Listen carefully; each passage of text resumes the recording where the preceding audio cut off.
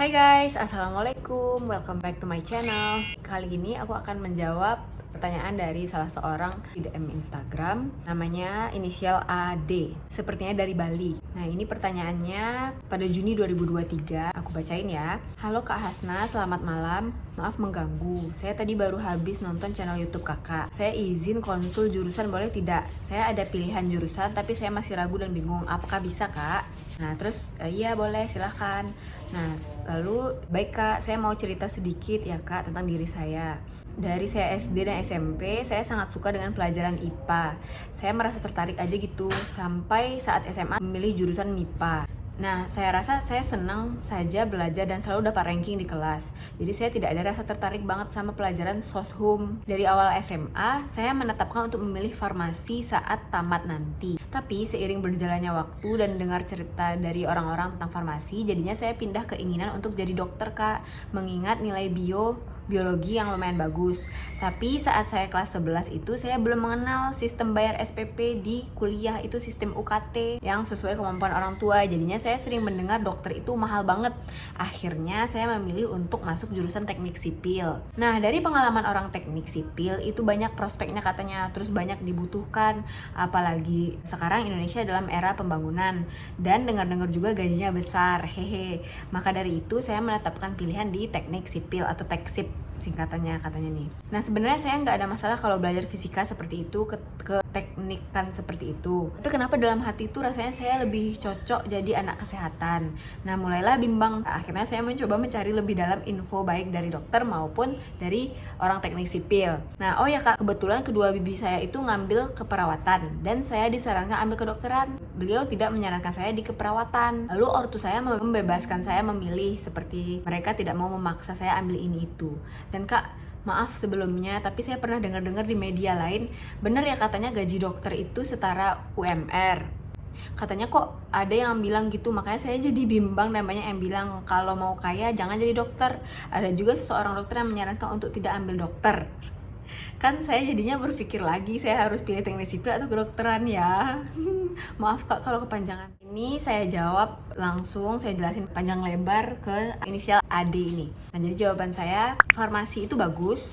Salah satu jurusan yang lulusannya itu nantinya akan bekerja, maksudnya tidak jarang menganggur karena dia tuh banyak lapangan pekerjaan yang akan diisi, tidak hanya bagian obat-obatan saja. Nah itu pernah saya bahas sama Yumna di video di channel YouTube saya, bisa lihat nanti ada linknya di atas sini, di kiri atas nanti, ataupun di description box nanti saya masukkan ya. Jadi farmasi itu bagus, lulusannya kepake gitu ya, kepake semua karena lapangan kerjanya banyak. Yang harus diingat dan harus dipersiapkan untuk masuk atau kuliah di farmasi adalah tentunya harus masuk dulu, harus memenuhi syarat dulu dalam ujian seleksi masuk, dan kalau udah masuk itu hafalannya harus kuat.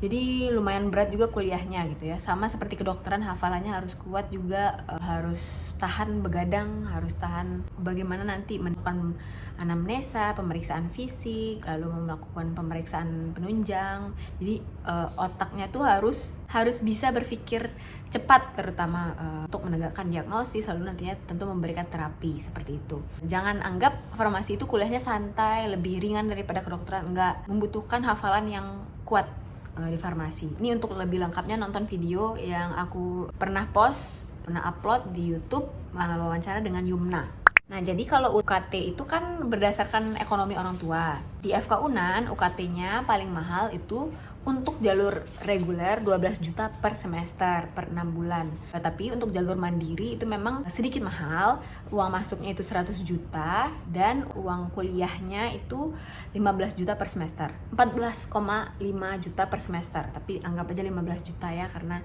dibulatkan. Itu kira-kira. Sebenarnya untuk ukuran negeri itu termasuk murah. Untuk teman-teman yang pengen tahu biaya kuliah di kedokteran, itu bisa cek di masing-masing website kampus yang akan dituju.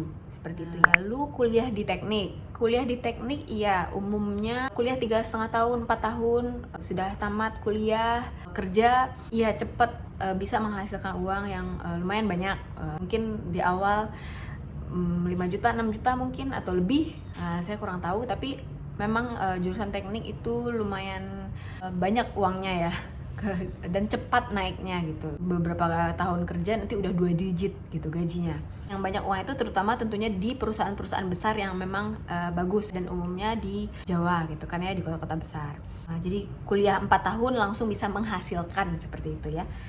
Namun kuliah di teknik tentu lulusannya juga ada yang misalnya lama mencari pekerjaan atau nganggur, seperti itu juga ada ya, karena persaingan kerja sekarang juga semakin ketat, atau mungkin juga lulusan teknik yang belum dapat gaji yang sesuai yang diharapkan gitu, belum banyak. Nah, kalau dokter itu hampir tidak ada yang nganggur, bisa dikatakan bisa kerja di mana aja gitu.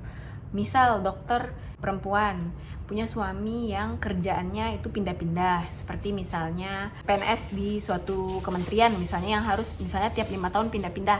Nah, kalau si istri ini profesinya dokter, dia nantinya bisa insya Allah gampang untuk kerja di tempat yang dia domisili, tempat dia tinggal itu, dia akan lebih mudah untuk buka praktek atau cari kerja, atau kerja di rumah sakit, atau melamar pekerjaan di rumah sakit, di klinik. Itu biasanya lebih gampang, lebih mudah untuk dokter umum ya, dibandingkan dengan lulusan lain yang mungkin harus misalnya mengikuti suami misalnya kasusnya untuk pindah-pindah tempat seperti itu. Jadi memang dokter hampir tidak ada yang nganggur. Biasanya paling nggak kerja itu karena pilihan, misalnya ibu rumah tangga gitu kan, atau lain-lain sebagainya. Cuma memang jadi dokter umum itu kuliahnya lama, paling cepat 6 tahun. Lalu juga nantinya tamat harus internship ke daerah-daerah, tapi juga ada nanti pilihannya di kota-kota besar, itu internship 1 tahun. Dengan gaji waktu saya dulu 2019 3,1 juta per bulan. Dan selesai internship itu nantinya baru bisa kerja di mana terserah, di rumah sakit, di klinik, ataupun jadi asisten dosen dan lain-lain sebagainya. Ini ada beberapa pilihan pekerjaan yang bisa diambil setelah tamat atau setelah lulus jadi dokter. Tapi teman-teman yang dokter umum itu maksimal bisa kerja di 3 tempat praktek, misalnya 2 klinik, 1 rumah sakit gitu bisa. Itu yang diperbolehkan, tidak boleh lebih. Di RS Jakarta, di kota-kota besar umumnya itu gaji dokter umumnya ya 2 digit biasanya, 2 digit per bulan. Tapi kalau kerja di klinik-klinik gitu memang menyedihkan ya gajinya. Apalagi di daerah-daerah, misalnya di Padang, itu hitungannya udah masuk ibu kota provinsi ya, ibu kota provinsi Sumatera Barat, itu gajinya kecil untuk gaji-gaji dokter klinik. Nah, nanti akan saya bahas di video yang lainnya. Jadi kalau teman-teman mau jadi dokter yang gajinya lumayan besar, tentunya harus melanjutin lagi untuk ngambil sekolah spesialis. Nah, itu salah satu caranya. Tapi untuk sekolah spesialis itu butuh kembali lagi butuh dana, butuh usaha, butuh tenaga, biaya, waktu, segala macam persiapan fisik, mental harus dipersiapkan untuk sekolah. Dan waktu sekolah pun juga sangat berat sebenarnya. Sekolah spesialis itu butuh waktu sekitar 4 tahun sampai 6 tahun kurang lebih, tergantung jurusan yang diambil. Misalnya ngambil penyakit dalam atau interne, ngambil obgyn, ngambil bedah, itu macam-macam, beda-beda itu lamanya, tergantung program studi yang diambil dan universitas juga. Mayoritas tadi spesialis banyak uang, tapi nggak semua spesialis kaya juga ya. Jangan jadi dokter karena ingin cepat kaya. Kalau ingin uangnya banyak, jadi pebisnis. Karena kalau jadi dokter, seberapa bekerja segitulah akan menghasilkan uang. Gitu apa? Betul. Ya intinya maksudnya kalau misalnya nauzubillah misalnya dokter bedah udah sekolah 6 tahun, lalu misalnya ada kecelakaan, tangannya ada masalah, jadinya tidak bisa bekerja lagi. Jadi memang benar-benar butuh tubuhnya untuk bekerja.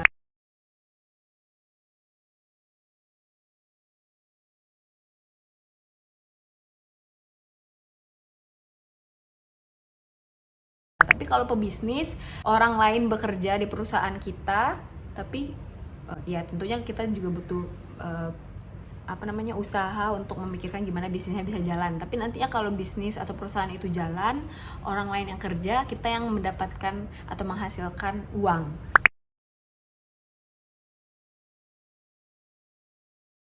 Itu jadi itu yang mungkin bisa dijelaskan ya.